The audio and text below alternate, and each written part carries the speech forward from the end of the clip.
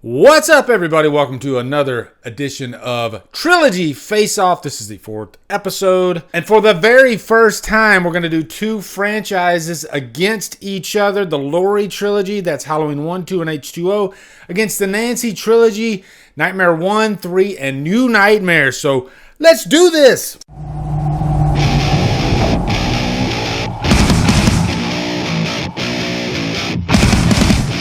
What's up, guys? Welcome to Trilogy Faceoff. I'm really enjoying doing these. Seems like I'm doing one episode a week, and they're really fun. And today, we got a doozy. It's the first time we're doing two franchises against each other. I'm excited about it. We're going to do Halloween against Nightmare, but this is Trilogy Faceoff. It's not the entire franchise against the other franchise. No, it's going to be three movies against three movies. I consider them sort of a trilogy. We got the Laurie trilogy. That's Halloween 1, 2, and H2O. Against the Nancy trilogy of Nightmare on Elm Street, that is Nightmare 1, 3, and New Nightmare. And technically, she does sort of become Nancy in New Nightmare. So, by the way, speaking of New Nightmare, I just gave this movie a fresh watch. I hadn't watched it since I reviewed it, I think 9 years ago.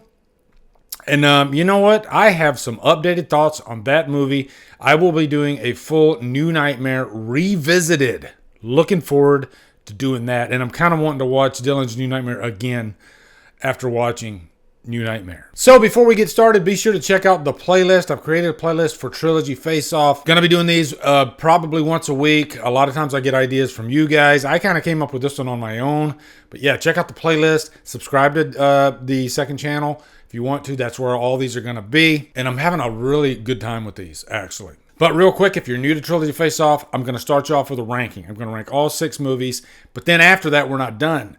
For each movie in the ranking, I'm going to give it a numerical rating out of 10, and then I'm going to average one trilogy against the other trilogy. And sometimes we get some surprises. Sometimes you think Halloween's going to win, right? Because he's got this movie and this movie and this movie at number 3, you know, and then vice versa against Nightmare. But the numbers can bring a different story sometimes, all right, as has happened in the past. It surprises me. I think the very last episode, I was quite surprised.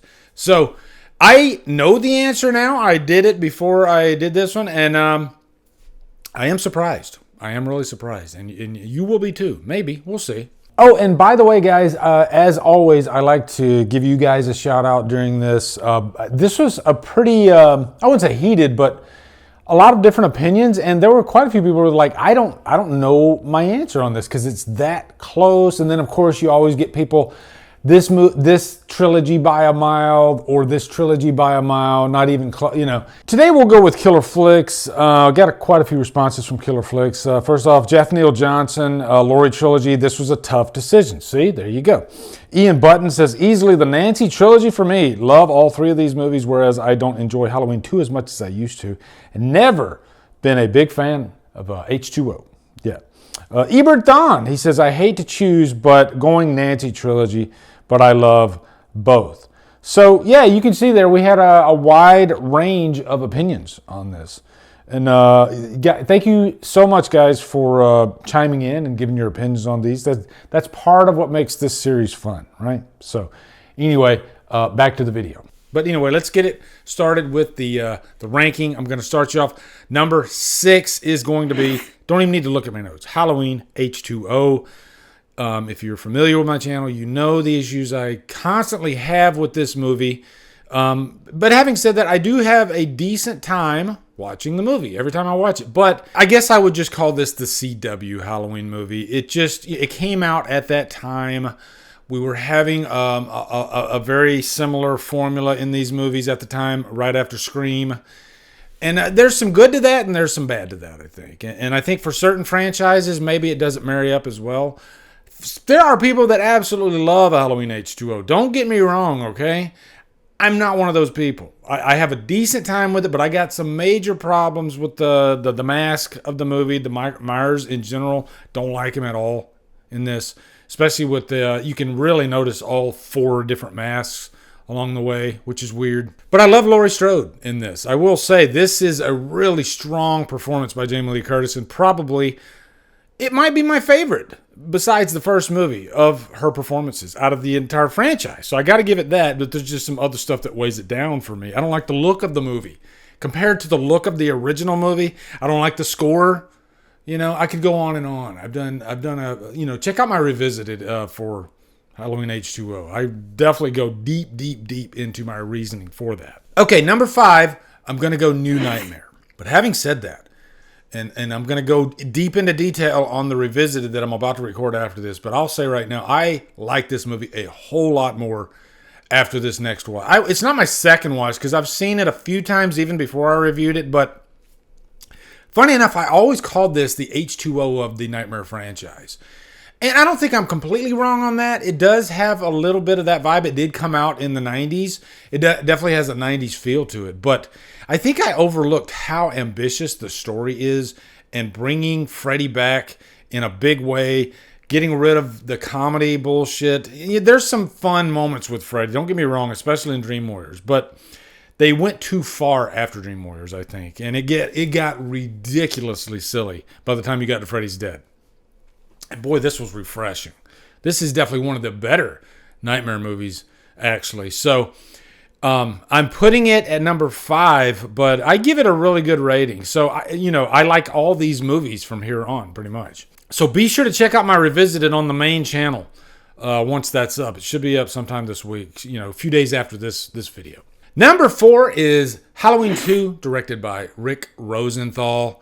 As far as Laurie goes of this trilogy, I think this is probably my least favorite, just because she is comatose throughout most of the middle of the movie. I think she comes back in a big way in the final act, and I'll even say this is one of my favorite final acts of the entire Halloween franchise. Loomis is, balls to the wall, awesome in the final act of this. He's giving his life for Laurie. It's time, Michael. I think Loomis is iconic in Halloween 2.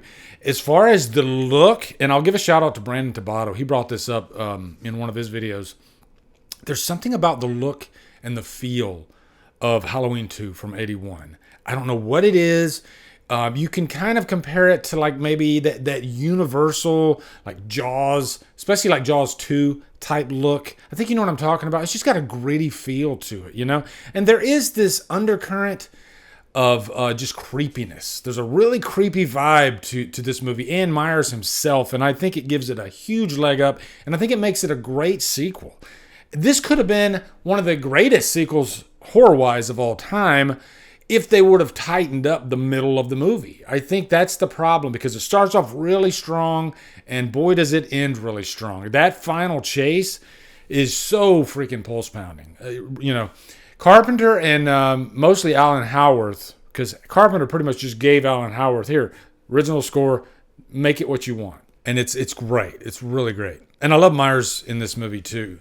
Sometimes it takes a Dick Warlock to give you a great Myers, and it happened in this one, okay? Okay, number 3 is Nightmare on Elm Street Part 3, The Dream Warriors, arguably one of the greatest horror sequels of all time. It is phenomenal. Be very jealous, because I saw this movie opening night in the theater, packed house, and boy, was everybody loving this movie.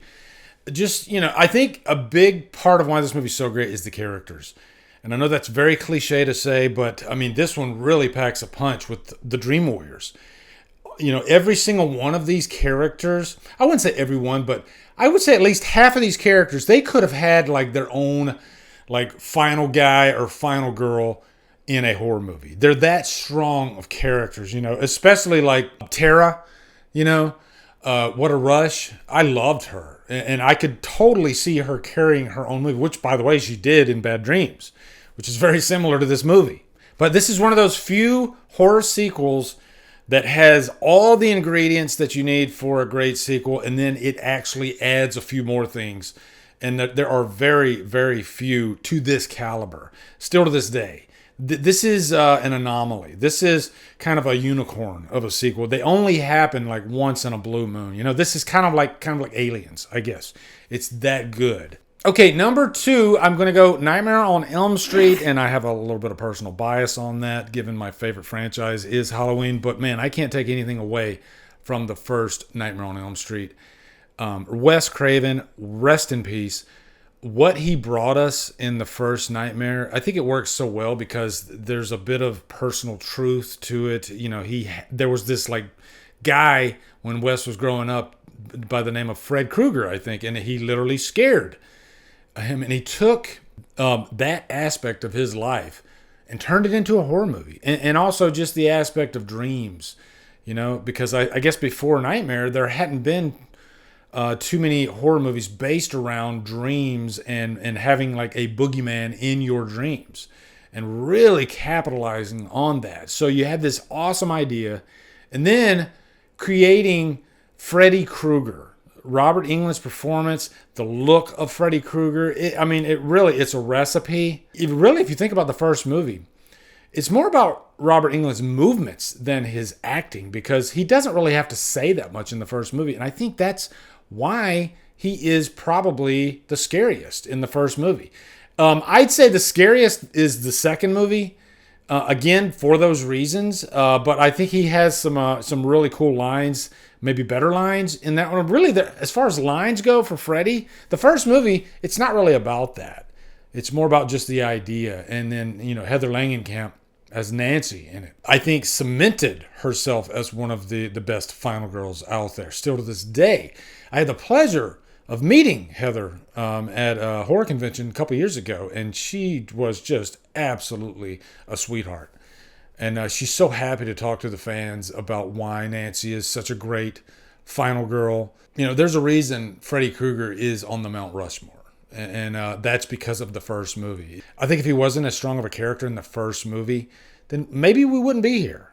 But Robert Englund, thank God they hired him to play that part. He was perfection. Which leads me to number one, my all-time favorite movie, Halloween.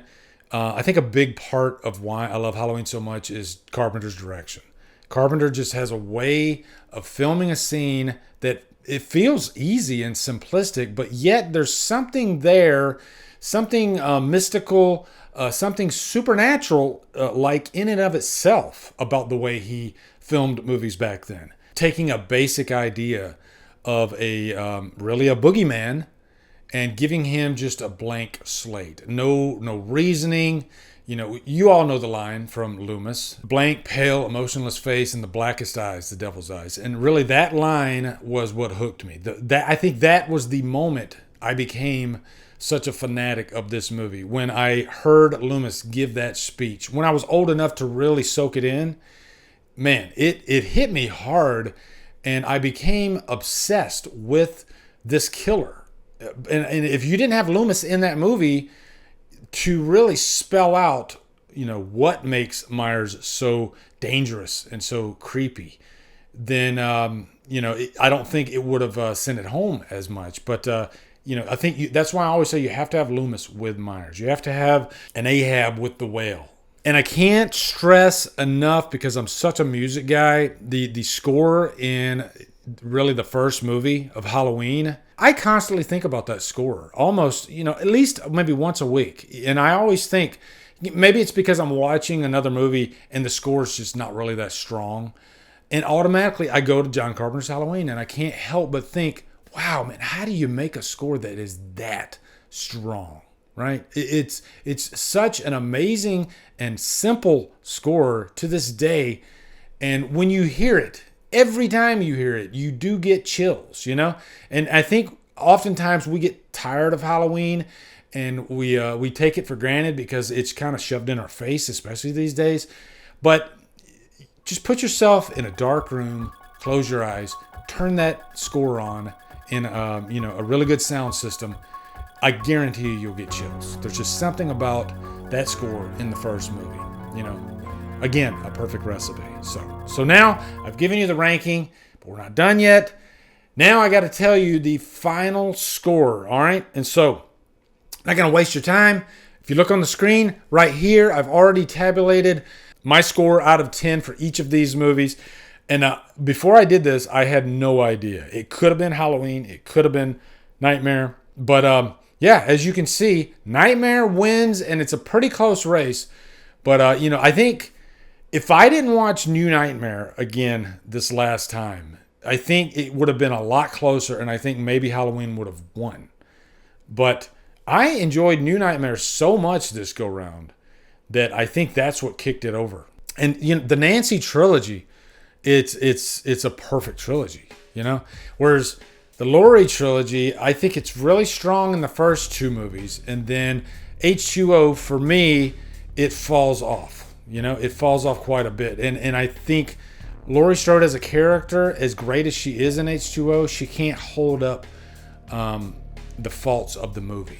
All right, so yeah, that's another edition of Trilogy Face-Off. I want you guys to let me know some trilogies that you would like me to cover in future episodes. Get creative, like I did with this one. This is a lot of fun, and sometimes you can pull a trilogy out that you might not have ever even thought of. I guess like I did with Nightmare here, with 1, 3, and New Nightmare. Because originally I was going to go just the first 3 Nightmares, but then I got to thinking about it. Wait, what is the Nancy trilogy? And I think that just makes it more fun. So anyway, guys, post your rankings for this trilogy in the comments. Looking forward to hearing them. Thank you so much for keeping the second channel afloat. It's doing really well, and it couldn't happen without you guys. So anyway, guys, have a wonderful day. Love you guys. Mwah.